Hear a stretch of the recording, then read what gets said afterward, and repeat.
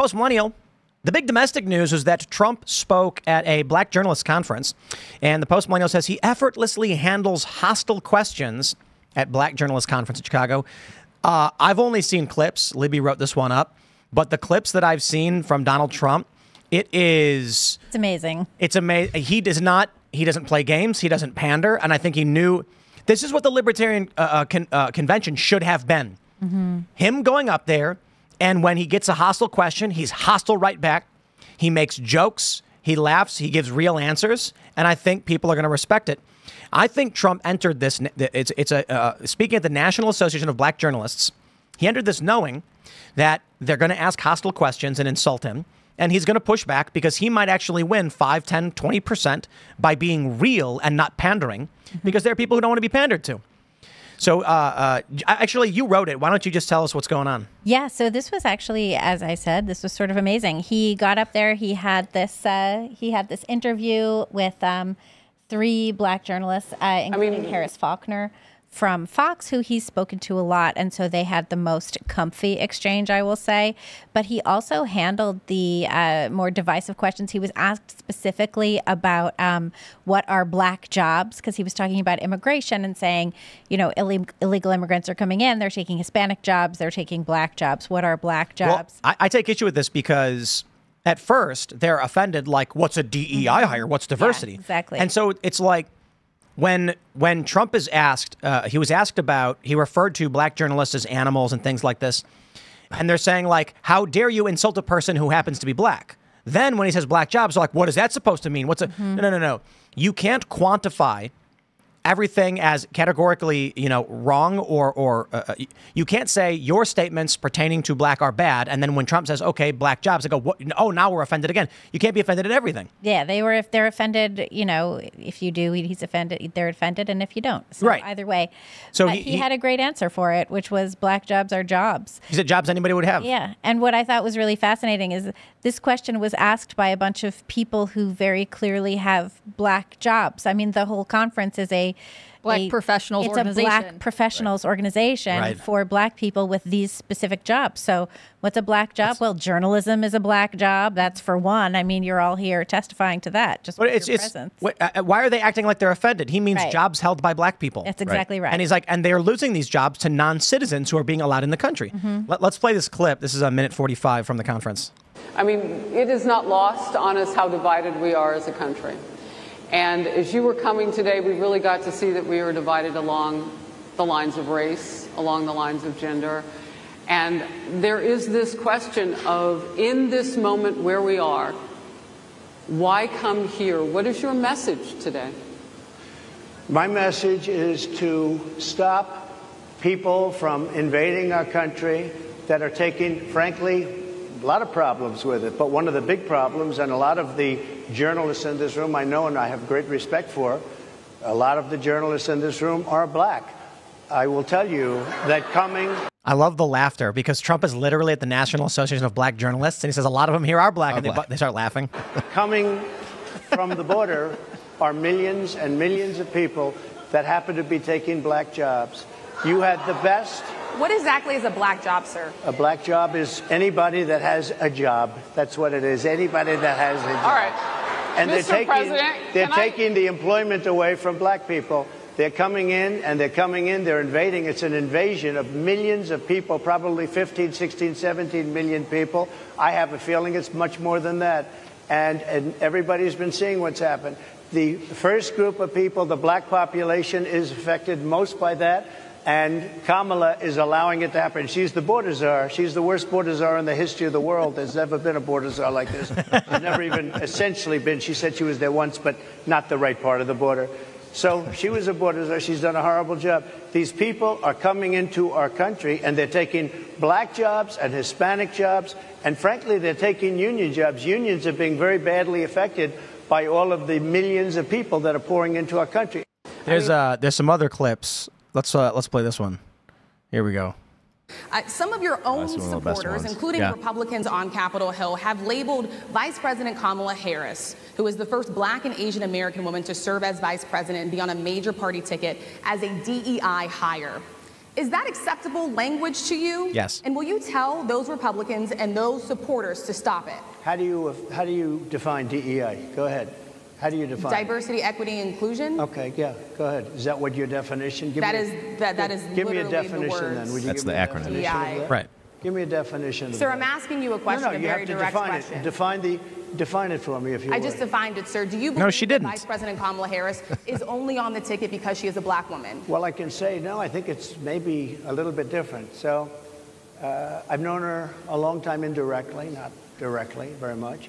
And she was always of Indian heritage, and she was only promoting Indian heritage. I didn't know she was black until a number of years ago when she happened to turn black, and now she wants to be So I don't know, is she Indian or is she black? She is always identified as a black woman. She went to a historically black college. I respect either one, but she obviously doesn't, because she was Indian all the way, and then all of a sudden she made a turn, and she became It's a good political play. Just to be clear, That's a smart statement for conservatives to bring up, because what it says to a lot of the black community is that she's not been an active participant until she needed to be to earn those votes. She's an opportunist, and she's an opportunist where her identity is concerned too. And it also, the fact that they get offended, the fact that like the left gets offended when you point out that someone is a DEI hire, yet they consistently push DEI as though it's this, wonderful thing. It can't be racist to say that someone is a DEI hire if DEI is great. It can only be a positive thing. It's either this important or it's person's not, a DEI hire. Right. They celebrated Joe Biden when he was saying, "I'm going to hire a woman of color." They loved for it, the and Supreme they Court and said, for my vice president. Yeah, he said the same thing for the Supreme Court and for the vice president. And it's because they know that DEI is not based on merit, and it's just a racist thing. You don't have the clips in here though, where he, I think it was like the first question asked, when she basically insults him, like, why would you come here? And he's like, well, I can tell you I've never been asked a horrible, hostile way, and everyone's like, whoa. And then you guys talk. I was already at 1,000 words, and I was like, how long am I going to go with this thing? I didn't see this one because I only saw the clips, but you guys mentioned that he like grabs the woman's water bottle and then tightens the cap or something. I don't know if he did it on accident. He thought it was his, or he did. I really actually hope he did it on purpose. But yeah, he grabbed the water bottle that's in between the two of them, and you can see him clearly tighten the cap and then put it back. He doesn't even take a drink out of it. So if he didn't do it intentionally, I'm not really sure why he did it. But I actually think that exchange is worth noting, because I think it's sort of a preview of the kind of dynamic the left-wing media will report on whenever Trump eventually debates Kamala Harris. We all know what'll happen. I know they're having kind of scuffles over which outlet and the date or whatever. But, the thing that Kamala got lauded for when she debated last time, Pence, when she was like, I'm speaking. I'm not going to let you interrupt me. And that's effectively a similar posture to what this woman is doing. Right. Like, she's being like, you're ridiculous and disrespectful. And you'll see, I'm confident, people say like, Trump asked ignorant question, amazing journalist just held her own. Female journalist. Black journalist. It's going to be that whole I'm speaking 100%. Thing. I think there's T-shirts that say I'm speaking. Right. Well, this woman's clearly campaigning for herself. Mm-hmm. She's not there to do journalism and ask Trump questions. No, and so I think that's, he did do well, and Libby has pointed this out several times to us tonight. Like, he made the audience laugh. The audience liked Trump. Maybe not all of them, maybe not all the time, but it wasn't a completely hostile reception from the audience, even if many of the questions posed to him were hostile. But I think when you eventually see the Kamala-Trump debate, there is going to be a need to be able to handle this like, I'm a strong woman and you're just a mean man being mean to me. Talking over her is fine. I don't care about it, but I know that you will get reports from the other side saying, if you're strong, then you don't need to worry about someone being mean to you, because what do you care? Mm-hmm. But that's what Trump did, basically. Yeah. He sits down and they ask hostile questions and he just snaps right back at her. He's like, boy, that was, very hostile. And then what was the other thing you mentioned that she asked about his divorce? And he goes, well, at least you asked it nicely. Or something like that. Yeah. I see. I've always been a believer that Trump should be doing events in downtown Detroit. I think he could really, I think he could win Michigan easily if he did this exact same kind of thing in Detroit, because you can see that, yeah, sure, the crowd was hostile at the very beginning, but they kind of warm up to him. And you can't not like the guy as he goes through his answers. You think to yourself, if it was me up on stage being attacked like that, yeah, I'd probably be a little bit of an a-hole as well. But he keeps it to like a reasonable measure. He answers the question reasonably well enough, and he just lets them become more and more hostile, and I think it makes them look worse as time goes on. Yeah, one of the questions that she asks is, she's like, you called black journalists animals. Like, is that appropriate language? And then I don't think Trump gave a very strong answer, but I think that's when he says, oh, you're asking me such a hostile question. My response would be like, am I not allowed to insult someone based on, am I not allowed to criticize or insult people because they happen to be from a certain racial group? Right. Like, if there's an Asian guy, a white guy, and a Hispanic guy, and I can call the white guy or the Hispanic guy an animal right. if they're being disrespectful, but the black guy's off limits, hey, I believe in racial equality. If you're a good person, insult everybody equally. Yeah, I believe in insulting and complimenting people based on the content of their character, and just because you're of a certain race doesn't give you any special benefits when it comes to me criticizing you. And then, so this is my point I was making earlier. She's like, how dare you? You called black journalists animals. And then when Trump says black jobs, like, oh, what is that supposed to mean? Right. What is a black job? And it's like, how are you going to get mad when Trump calls a person an animal, not based on race, just the person? And then when he does mention that as the black community, their jobs are being taken away, now you're offended again. Right. It's just faux offense. That's the annoying thing about it. I wish that he would have countered with, were you this upset when Joe Biden said, if you're not voting for me, you're not black? I mean, it is okay when Joe Biden says stuff that I found really questionable, but it's not okay when Trump alludes to black people having jobs and them being possibly threatened by illegal immigration. And he's in a room full of black people. So, of course, he would say that they're taking black jobs. If he was in a room full of Hispanic people, he would say they're taking Hispanic jobs. If he was in a room with white people, he would say they're taking white jobs. When he was like, frankly, there's a lot of the journalists here are black people. And they laugh. Like, you can't, he's funny. Yeah. It's like, dude, you're in a room of nothing but black people. Right. Yeah. In case you didn't notice, right. I bet he wouldn't talk about white jobs, though.